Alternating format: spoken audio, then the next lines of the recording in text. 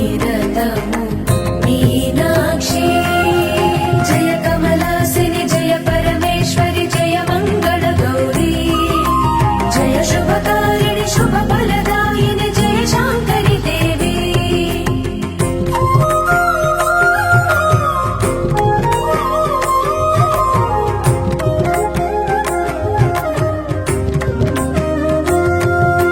త్రిపురేశి శివ సుందరి మాతా త్రిగుణాత్మిక జయ శ్రీవల్లి త్రిపురాసుర సంహారము చేసి కాలా త్రిపురగ వెలసితివి వేదములన్నిటి మూలాధారము సకల శాస్త్ర సంకలనముగా గాయత్రి మార్తిని వినుమ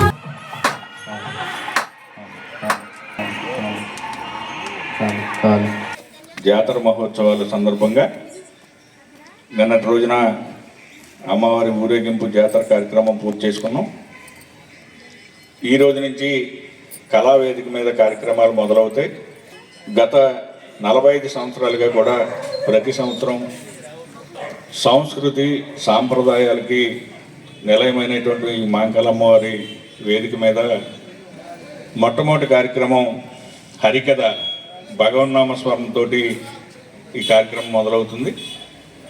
దానికి ఈ కళావేదిక ప్రారంభానికి ఇచ్చేసినటువంటి సోదరిమణి రాష్ట్ర భారతీయ జనతా పార్టీ కార్యదర్శిగా ఉన్నటువంటి శ్రీమతి భోగిరెడ్డి ఆదిలక్ష్మి గారి చేతుల మీదుగా ఈ కళావేదికను ప్రారంభించవలసిందిగా కోరుతున్నాం. శ్రీ దేవి మహంకాళమ్మ ఉత్సవాల సందర్భంగా ఇక్కడికి విచ్చేసిన మీ అందరికీ సంక్రాంతి శుభాకాంక్షలు తెలియచేసుకుంటూ ఇది 46వ వార్షికోత్సవం. అంటే ఇన్ని సంవత్సరాలుగా మరి సోదరులు శ్రీ ఎగ్గిన నాగబాబు గారి నాయకత్వంలో అనేక మంది కలిసి ఈ కార్యక్రమాన్ని ఇంత దిగ్విజయంగా నిర్వహించడం చాలా సంతోషం. మనందరం ప్రతి సంవత్సరం ఇక్కడికి వస్తూ ఉంటాం. ప్రతి సంవత్సరం ఈ వేడుకల్ని చూసి మనం ఆనందిస్తూ ఉంటాం. ఇది ఈ జాతరలు అమ్మవారి ఉత్సవాలు అనేది మన దేశ సాంప్రదాయానికి మన సంస్కృతికి ప్రతీకలు. అదేవిధంగా అనేకమైనటువంటి మన కళలు మరుగున పడిపోయినటువంటి కళల్ని కార్యక్రమాలు చేపట్టాక చాలామందికి సోదరులు ఎగ్గి నాగబాబు గారు స్ఫూర్తిగా నిలిచి తాడేపల్లిగూడలోనే కాదు ఈ చుట్టుపక్కల అనేక ప్రాంతాల్లో కూడా ఈ ఉత్సవాల కార్యక్రమాలని నిర్వహించడం మనం చూస్తున్నాం. ఏదైనా కార్యక్రమం నిర్వహించడం అంటే అనేక మందికి స్ఫూర్తిగా నిలవడమే. మన సంస్కృతి సాంప్రదాయాలకు పెద్దపీట వేస్తూ ఈ విధంగా ఈ కార్యక్రమాలు నిర్వహిస్తున్నటువంటి మన సోదరులకి మరొక్కసారి నా హృదయపూర్వక నమస్కారాలు తెలియజేస్తూ, నేమాని నాగలక్ష్మి గారు వారికి నేను కూడా అభిమానినే. వారి హరికథ కోసం ప్రతి సంవత్సరం వింటాను నేను. వారి కథని మనందరం కూడా పూర్తిగా ఆస్వాదించి ఈ ఉత్సవాలన్నీ కూడా మనం ప్రతి దినం వచ్చి మనం దిగ్విజయం చేసుకోవాలని మీ అందరినీ కోరుకుంటూ నాకు ఈ అవకాశం ఇచ్చినందుకు హృదయపూర్వక ధన్యవాదాలు తెలియజేసుకుంటున్నాను. భారత్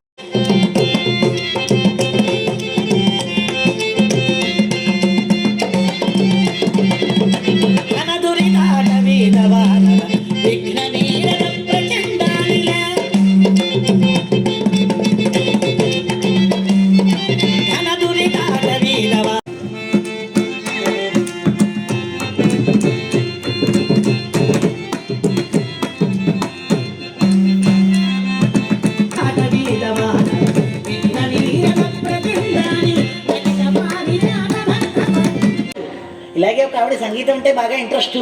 ఓ హార్మోనియం ఉంటే వేసి కూర్చుంది. ఏమండోయ్ నేను పాడతాను తాళం వేయండి అంది మొగుడిని. అలాగే నేను వేస్తానని ఇంటికి నా తలకాయంత తాళంగా తగిలిం చేసి పారిపోయేది. ఆవిడ అంటే ఈ తాళం ఆయన ఈ తాళం వేశారు. ఏం చెప్తారు కూర్చోండి. ఓ అలాగేనే అన్నాడు. ఆ బస బరండాలో తిరుగుతున్నాడు అటు ఇటును. ఇదేమి నేను ఇక్కడ కూర్చోమంటే మీరు అక్కడ తిరుగుతున్నారేంటంది. ఏం చెప్పమంటావే నీ పాట విని వస్తున్నారేమో అనుకుంటారు. అందుకు వాళ్ళకి కనబడుతున్నాను ఇలా కొట్టట్లేదు మా ఆవిడని ముర్రు అని. అందుకే కనిపిస్తున్నాను వాళ్ళకన్నా. అందువల్ల సంగీతంలో కూడా చాలా రకాలు ఉన్నాయి. ముందు ముందు ఇంకా చెప్పుకుందాం. కొత్తగా పరిచయం అయ్యారు ఇవాళ భాస్కరరావు గారు మా సోదరులు. ఏమో అనుకున్నాను మిరియం గింజలా. మిరియం గింజ పైకి నల్లగానే ఉంటుంది. అది నవిలి చూస్తే దాని ఘాటు తెలుస్తుంది. అమ్మో భాస్కరరావు గారు, అమ్మో మీరు సామాన్యులు గారండి. ఇంకా మా అన్నగారి గురించి చెప్పక్కర్లేదు.